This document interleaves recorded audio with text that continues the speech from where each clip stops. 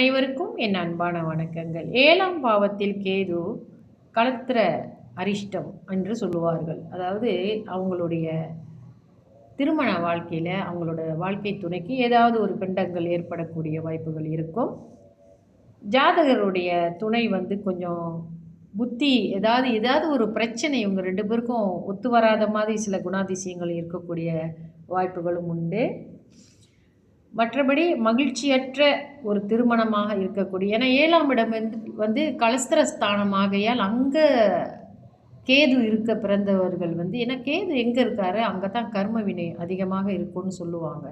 பழைய கர்மாக்களை எடுத்து கொடுக்கக்கூடியவரும் கூட.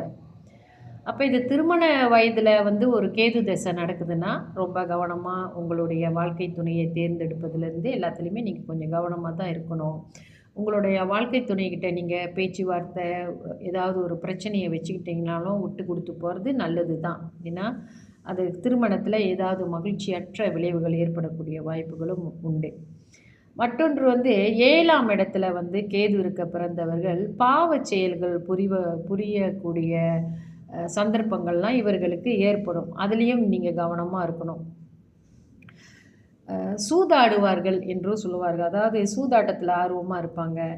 அவங்களோட வாழ்க்கை துணை கொஞ்சம் நோயாளியாக இருக்கக்கூடிய வாய்ப்பும் இருக்குது. சிறுநீர் குழாயில் நோய், வயிற்றில் புற்றுநோய் ஏற்படுவது, இப்படிப்பட்ட விளைவுகள் எல்லாமே இந்த 7ஆம் இடத்தில் கேது இருப்பவர்களுக்கு இருக்கும். ஆனால் எல்லாருக்குமே அப்படி இருக்குமான்னு கேட்டால் அப்படி சொல்ல முடியாது. இருந்தாலுமே கேது 7ஆம் இடத்தில் இருந்தால் இப்படிப்பட்ட விளைவுகள் ஏற்படலாம் என்று கூறப்பட்டிருக்கு. உடலுடைய சக்தி குறையும். உங்களுடைய வாழ்க்கை துணை உங்களிடம் கடுமையான வார்த்தைகளை பேசக்கூடிய நிலைகளும் ஏற்படும்.